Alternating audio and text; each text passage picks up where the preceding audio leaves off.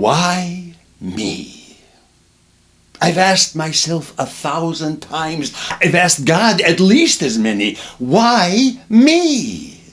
The Israelites had been living in slavery for 400 years. Why suddenly should it be me who is called upon to set them free? In 400 years, there was nobody stronger, nobody wiser. Could God not have found somebody who had maybe even a little charisma? I was old. I stuttered when I talked. I've gotten over that now. I don't stutter anymore. It took a long time and a lot of practice, but I had a long time. I lived 120 years. A good part of it wandering around in the desert. So I had plenty of time to work on those parts of myself that needed working on. Anger, for one thing. Oh, I was an angry man in my youth. Passionate. Quickly moved to violence even.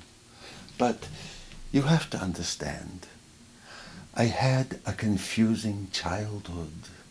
Raised by two mothers. In a palace, no less. High walls separating me from the people who were my people. Being told that I was better than those slaves outside the walls building the pyramids. And then being told that I was one of those people. So, you see, I was getting a lot of mixed messages. Not the least of which was the religious one. But I'm getting ahead of myself. I was born at a time when the Jews living in Egypt were multiplying like rabbits. Now, Ramses was the Pharaoh of Egypt. A pharaoh is like a king who thinks he's a god. I don't know why he would think that. A god, by definition, doesn't die. And there were pyramids all over the place, built as tombs for those pharaohs who had died before. But that's beside the point. The point is that the Jews were multiplying so fast, and their numbers were increasing so steadily, that Ramses was starting to fear them. Why a god should fear anything is again beyond me, but again, that's beside the point. The point is that Ramses wanted to stem the flow, as it were, of newborn Jews. So he told his soldiers to go into every Jewish household and find every Jewish boy child and throw every one of them into the river. Now, my mother, Jochebed, who already had 2 children and knew what it was to love a child, hid me from the Egyptians for 3 months until my crying became so loud that she was sure she would be found out. So she wove a little basket out of reeds. She wrapped me in swaddling clothes, set me in the basket, and set the basket afloat on the river Nile just upstream of Pharaoh's palace, near where one of Pharaoh's daughters loved to bathe with her girlfriends. I was such a cute little boy chick, my mother was sure that one of the girls would take pity on me and take me in. Mom sent my sister Miriam along, hiding in the bushes to watch what happened to me and the basket. Sure enough, who should pluck me out of the river but Pharaoh's daughter herself? She fell instantly in love with me. Who wouldn't? She called me Moses, which means son of water, and decided to raise me as her own son. Problem was that since she hadn't given birth to me, she had no milk to feed me with. No, that wasn't the real problem. The real problem was that she was just a child. I was like a doll to her. She didn't have the first idea of how to raise a child. She probably would have gotten tired of her little toy in a few weeks and tossed me back in the river, and this time without a basket. But just then, my sister Miriam came up from the bushes and said, "Oh, hello. I just happened to be skulking around in the bushes here, doing my daily skulking around in the bushes thing. Usually I do it in the bushes over that stream over. Never mind about all that. I just happened to notice that you pulled a baby out of the water.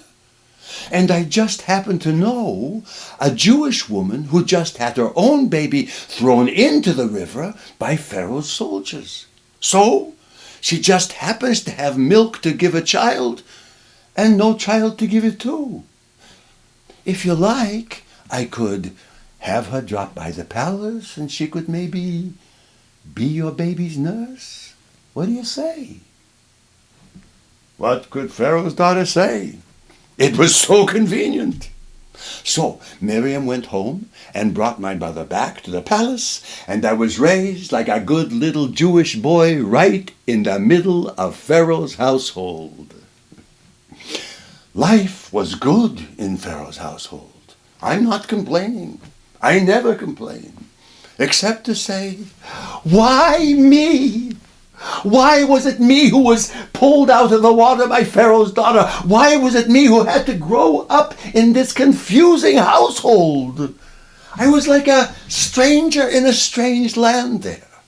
I looked different from the rest of the children, but we all went to school together, and at school I learned about the Egyptian gods and goddesses, and learned the history of the pharaohs, and learned the Egyptian laws.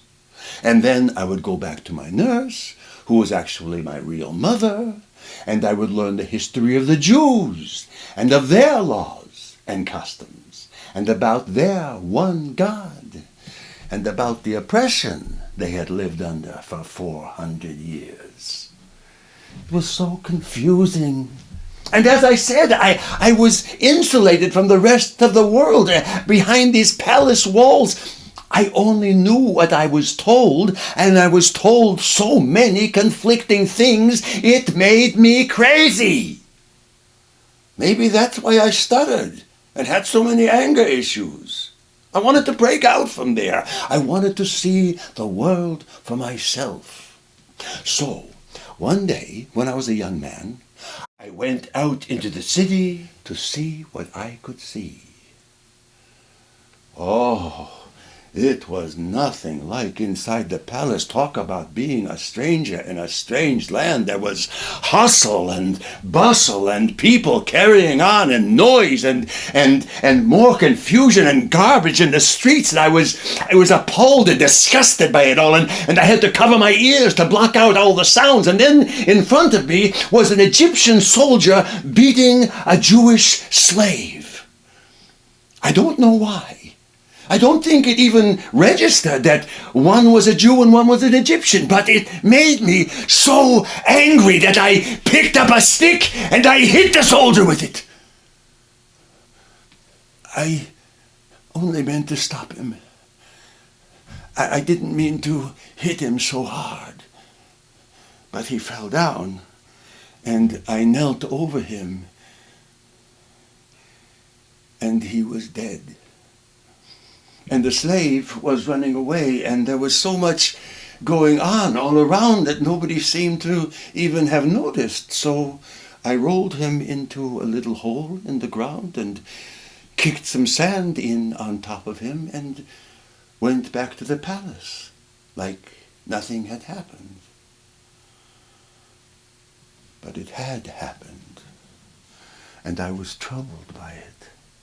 As much by my own violence as by the turmoil and squalor in the streets. I was afraid for myself. If anybody had noticed what I had done, if anybody had recognized me as a member of Pharaoh's household, I would be in big trouble with Pharaoh.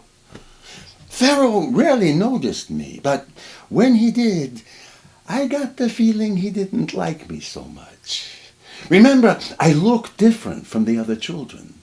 During religious training, I was always asking embarrassing questions about those silly Egyptian gods with their dog heads and their eagle heads.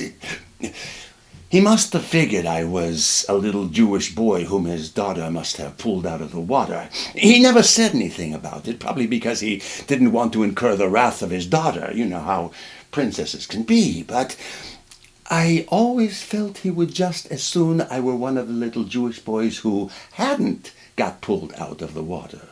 And if he found out about me killing one of his soldiers, that would give him just the excuse he needed to get rid of me for good. Well, a few days went by and nothing happened, so I figured I was safe. I went back out of the palace again. Maybe it wouldn't be so hard for me this time. Maybe I could stand the sights and sounds better this time, not being so shocked by them, and I would be able to see things in a more objective light. And I was keeping it together pretty well, staying calm, when I heard two Jewish men arguing vehemently. I wanted everything to remain calm.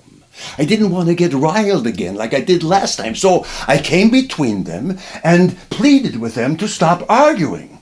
And one of them said to me, "Or what? Are you going to kill us like you did the Egyptian soldier?" Oh boy, everybody knew. I thought nobody had noticed in all the confusion of that other day, but obviously somebody saw, or everybody had seen, and word had spread, and soon it would reach Pharaoh, and all I could think of to do was run. Out into the desert I ran, and I ran, and I ran.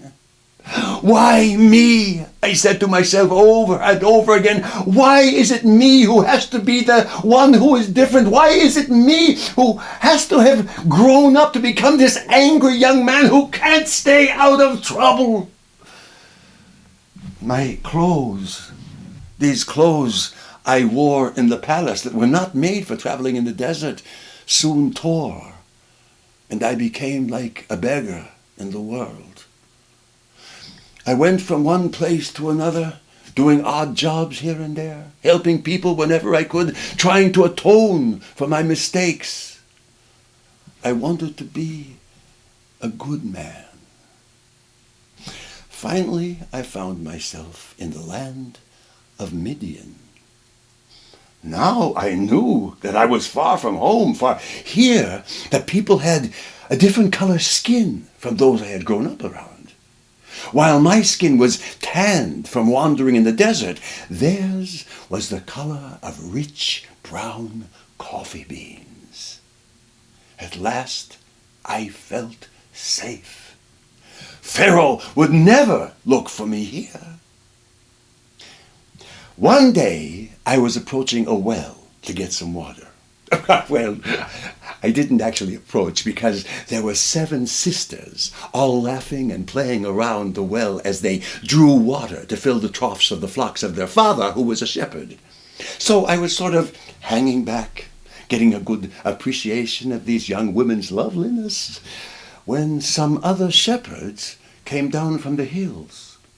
They were big guys and hard and mean looking, and they started giving the girls a hard time, pushing at them and spilling the water they had taken so much trouble to draw, and laughing while they did it in a mean sort of way.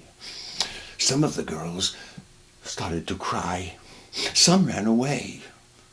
One tried to fight back, which made things worse, because now those men looked like they were going to take some delight in actually hurting her. I could stand it no longer. That old anger took over again inside me, and I picked up a stick, and I ran into the midst of the shepherds, and I started swinging the stick in all directions. They were all bigger than me, but I must have looked like a madman to them. Anyway, I scared the heck out of them, and they all ran away.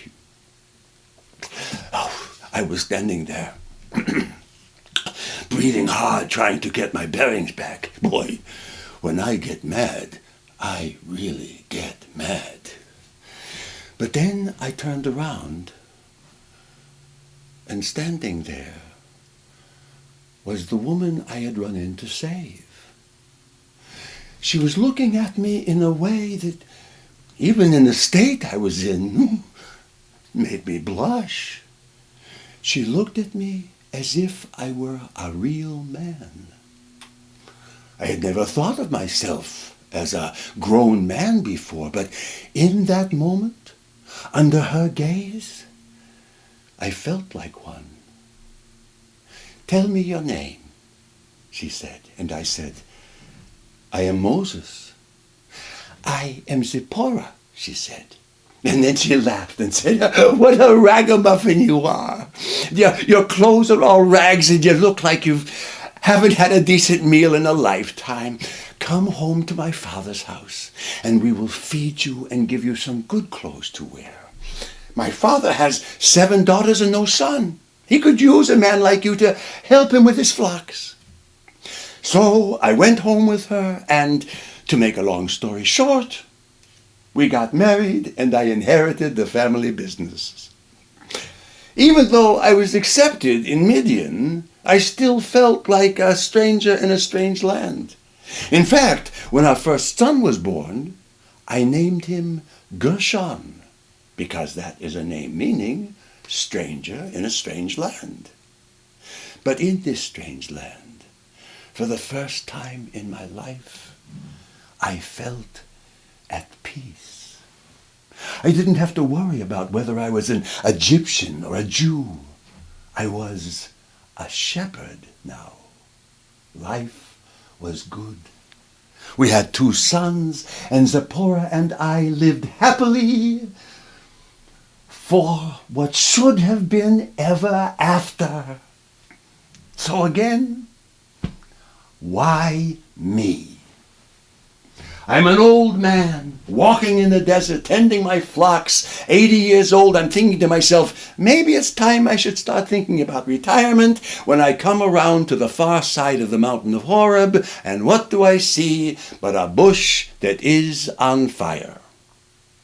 No big deal, right? I go to get some water to put out the fire, and I come back and notice something strange about this bush. It's burning all right. In fact, it's burning with a blaze much stronger than it should have come from such a bush. I look closer and then realize what is really strange. The bush is not being consumed by the fire. Why me?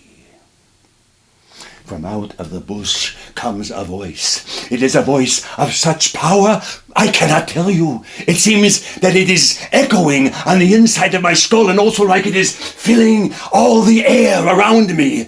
"Moses!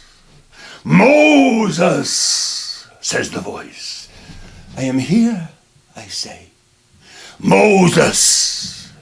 I am the God of your ancestors, the God of the Israelites.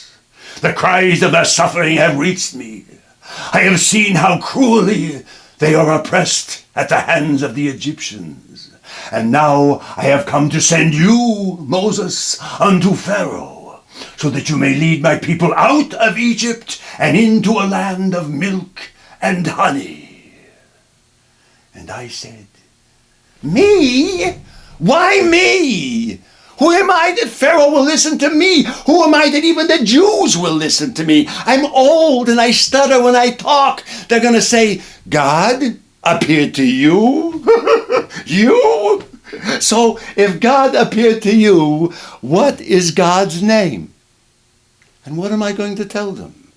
And God said, "Tell them I am He who is. Tell them I am sent you." Oh, that's going to work, I thought to myself. But God went on. "Israel is my firstborn son, and Pharaoh has taken my son. And I want you, Moses, to deliver my child out of bondage." "Pharaoh won't want to let your people go," I said. "They are his entire workforce. If Israel leaves Egypt land, no work will ever get done around there." "I know this," God said to me. "That's why Pharaoh must be coerced into letting my people go." Now, coerced is a word meaning convinced in a not so gentle way. I'm starting to get really uncomfortable with the direction this conversation is taking. I want to get it over with. So I say, "I've got an idea. Pharaoh took your firstborn son. Why don't you take his?" "What kind kind of a god do you think I am? God stormed at me. I'm not going to take his firstborn son. I'm going to turn his water into blood. I'm going to plague him with frogs, mosquitoes, horseflies, locusts, and boils. I'm going to kill half of his livestock with sickness, and then I'm going to rain hail down upon his kingdom so hard that the rest of his livestock will die. I'm going to plunge Egypt into such darkness that all light will fail within it. And then I'm going to take his firstborn son. Boy, and I thought I had anger issues. Go unto Pharaoh, God said to me. He'll kill me the second he sees me, I said. I ran from Egypt because he was going to kill me. Don't worry about it, God tells me.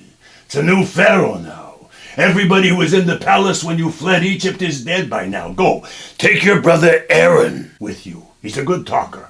I'll talk to you, you'll talk to Aaron, he'll talk to Pharaoh. We'll work as a team. My brother Aaron, I said, I hardly know him.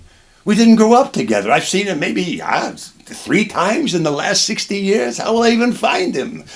He will meet you along the way, God says. How do you even know this? I start to say, and then I remember to whom I'm talking.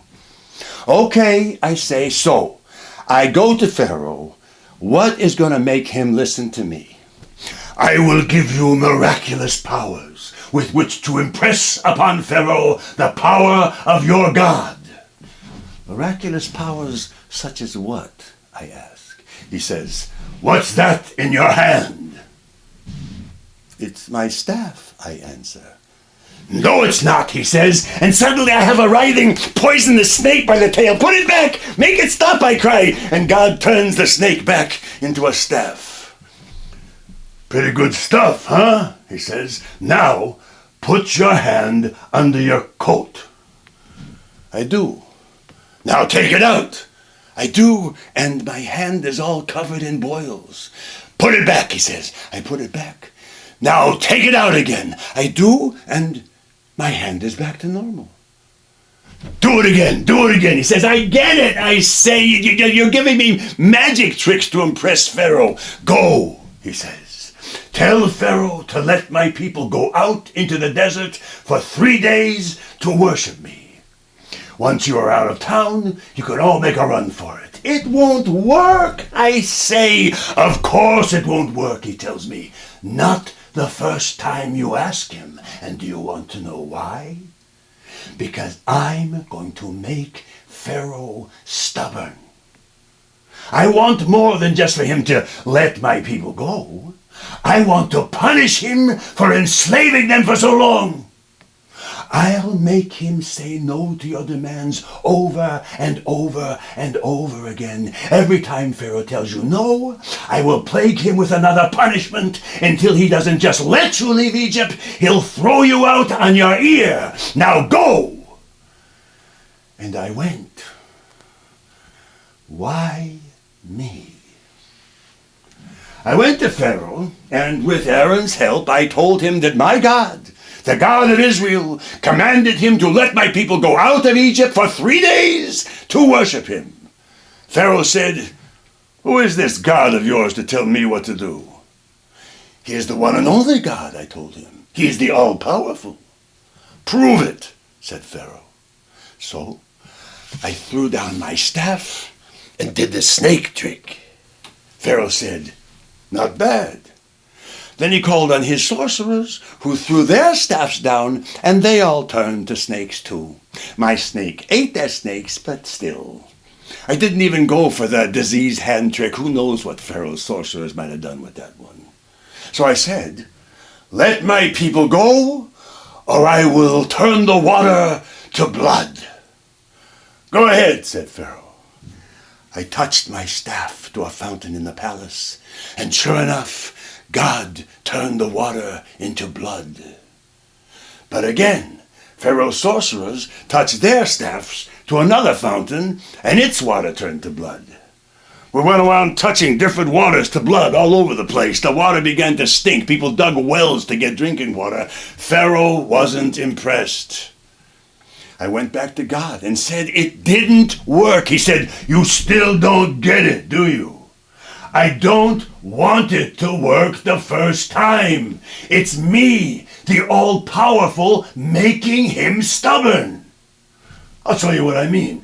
"Go tell Pharaoh to let my people go, or I will cover their land with frogs." So I went, and I told Pharaoh, and Pharaoh said, "Go ahead, do your worst." So I stretched my staff out over the rivers and the marshlands, and frogs came out of the swamps and covered the ground. There were frogs everywhere, and Pharaoh hated the frogs. So he told me that if I made the frogs go away, he'd let my people go. So I waved my staff, and all the frogs died. There were dead frogs everywhere. Oh boy, what a stink. And I thought Pharaoh would keep his word, but God whispered into Pharaoh's ear, or his brain, or whatever God does to work his will, and told Pharaoh to cross his arms like this, and stamp his foot like this, and say he changed his mind. And that's how it worked, over and over and over again. God had me cover the land with mosquitoes. But God made Pharaoh like one of those people who never gets bit by mosquitoes. Don't you just hate those people sitting all smug in the sun while you're swatting at mosquitoes?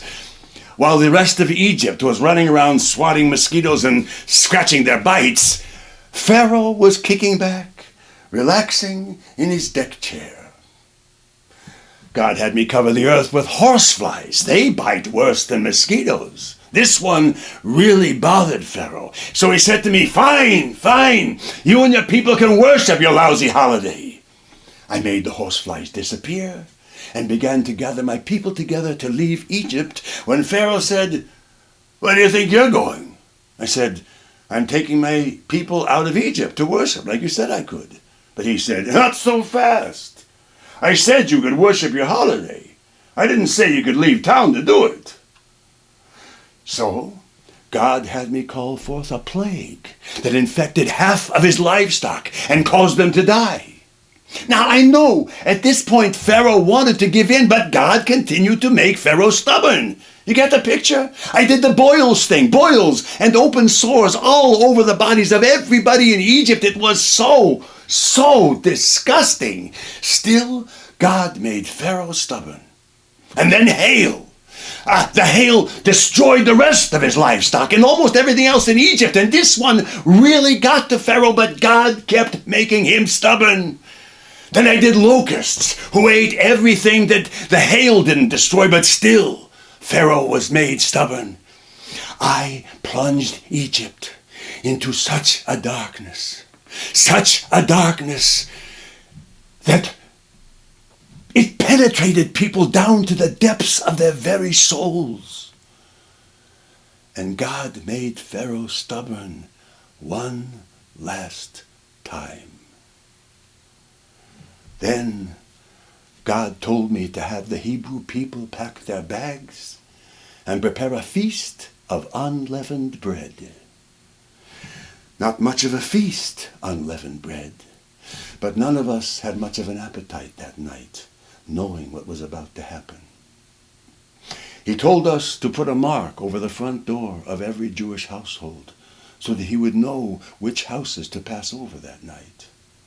And while we ate our flat, unleavened bread, the night was filled with the cries of Egyptian mothers as God went from one Egyptian household to another, taking the lives of every Egyptian firstborn son, even Pharaoh's.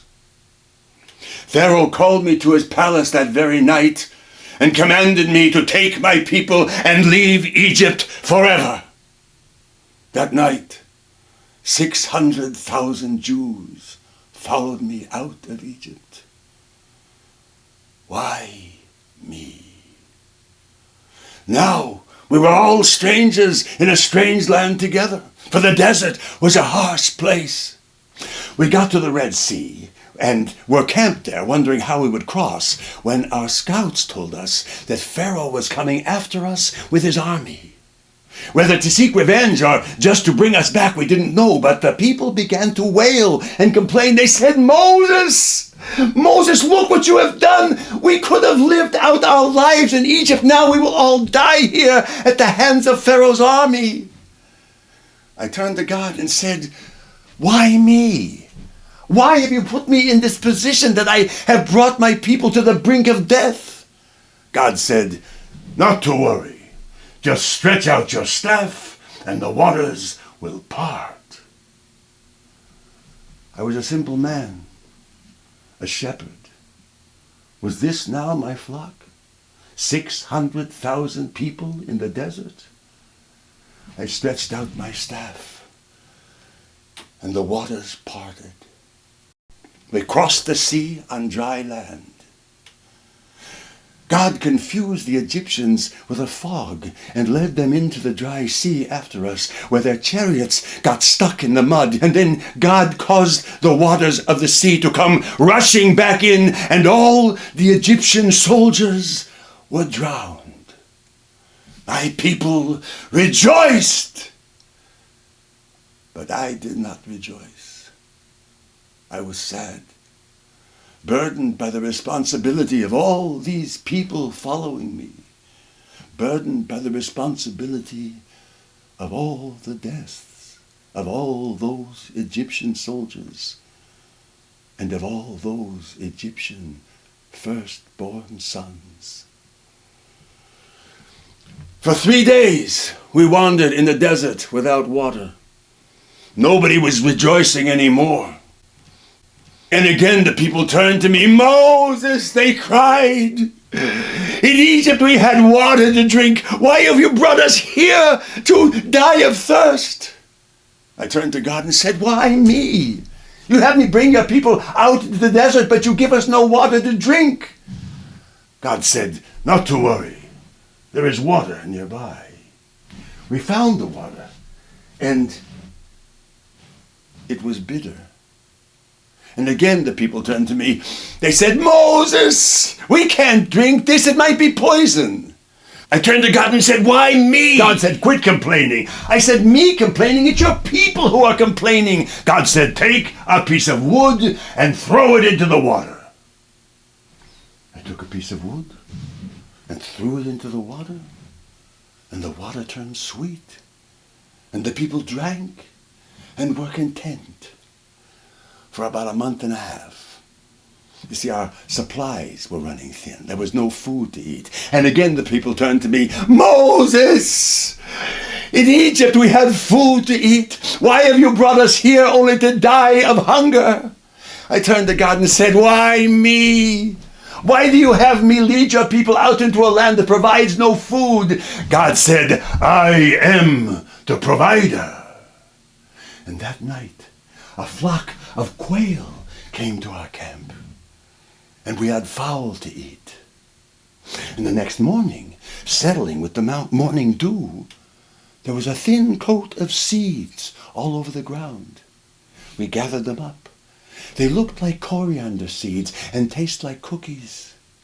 This was manna from heaven, and this is what we ate for the next 40 years we spent in the desert. But again the people were thirsty. Moses, why have you brought us out of Egypt only to die of thirst here in the desert? Again I turned to God. Why me? Every time anything goes wrong, everybody blames me. None of this was even my idea. God said, hey, I hear enough complaining from the Israelites. I don't need to hear it from you too. But you have forsaken us, I said. And God said, Moses, do you doubt me too? You, Moses? Just strike your staff on that stone over there. I did, and the water came gushing forth. How could you stay mad at a God like this? It was like he was playing with us, testing us. Did we deserve his love? He had saved us from slavery, taken us out of Egypt, promised us a land of milk and honey, but it seemed that promise would only hold if we proved ourselves worthy. 3 months out of Egypt, we arrived at Mount Sinai. And that's where God stopped playing around. Just as we had finished pitching camp at the base of the mountain, God descended on the mountain in the form of a great smoke with lightning and thunder, and he called me up to him. I walked right into the smoke and the thunder, and there he spoke to me again. He said, I am going to write down for you the laws of Israel. It's going to take a while, so tell your people to wait here and have faith in me. Tell them to spend their time worshiping me. Even though they cannot see my face, they must have faith and worship only me. I told my people so, and they promised to be faithful, and I went back up the mountain into the smoke and the thunder and the lightning. For 40 days and 40 nights, God related to me the laws of Israel. Everything from moral and religious regulations to how to cure minor skin diseases to sewing tassels on your clothing. And at the end of the 40th day, he gave me 2 stone tablets upon which he had inscribed the 10 basic laws of our people. And then he said to me, you'd better get back down the mountain. You are in for a very unpleasant surprise. And as I approached the bottom of the mountain, I could hear the sound of revelry, wild cries and music and chanted prayers. And as I came into view of our campsite, I was appalled to see my people dancing wildly around in a huge circle, bowing down to something in the center of the circle. And I focused my eyes and saw that it was my own brother, Aaron, standing in the middle of everything, holding above his head a golden calf. The people were worshiping a golden calf. The first laws inscribed on the tablets in my arms were, you shall have no other God than me. You shall carve no graven images of anything that lives under the sky, and you shall certainly not bow down to such an image. I was enraged. All the anger of my youth roiled up in me. I lifted the tablet above my head, and I dashed them down upon the rocks of the mountain. The ground shook with their breaking, and the revelry stopped. I pushed my way through the now silent crowd to my brother Aaron and asked him, why? How could you, who have been with me from the beginning, how could you have been a part of all this? You were gone so long, he said. The people were fearful that you would not return and that they would be lost here in the desert forever. They needed something to have faith in, so I had to melt down their jewelry, and I made this golden calf. I ground the golden calf into dust. I sprinkled the dust into the water and made everybody drink it. This was like counting to 10 for me. I was trying to manage my anger. I was the leader of 600,000 people. I could not be ruled by anger. So I told the people to wait for me, and I went back to God on the mountain and said, okay, let's move past this. Lead us on to the land of milk and honey like you promised. And God said, lead them yourself to the land of milk and honey. I can't stand these people anymore. They doubt me at every turn. They have no faith. If I were to go along with you, I would annihilate them soon as look at them. You can't do that, I said. I can do anything I want, he said. I'm God. No, I said again, you can't do that. Why not? He asked me. Because, I said, what would people say? Huh? What would people back in Egypt say if they knew these people who you freed from slavery, you just abandoned here in the desert? What would people say of a God who did something like that to those he has called his firstborn son? God said, All right already. You're like a Jewish mother. Nobody has ever talked to me like you do. You never gave anybody the chance, I said. Other prophets, you merely appeared to them in dreams or visions. To me, you talk directly. You and I, we talk. Maybe it's time you revealed yourself to me. God thought for a moment about that and then said, cut me 2 more stone tablets like the ones I gave you before. I will inscribe again the laws on the tablets, and you will write down the rest of the laws.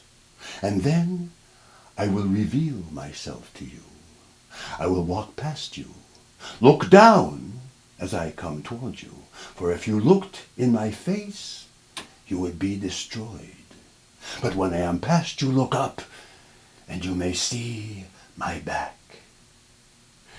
I did everything as I was told, and when I looked up, I cannot describe to you the brilliance.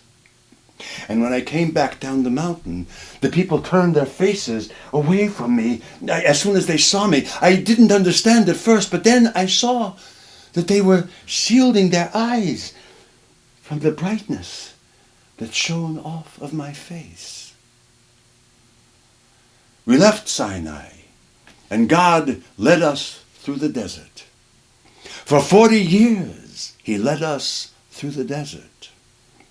If you look at a map of that desert, you will see that it is not a very large desert to wander in for 40 years. He was leading us in circles. God was continuing to test us. He made the journey long enough so that many of us who had doubted him in the first place had died by the time we reached the promised land.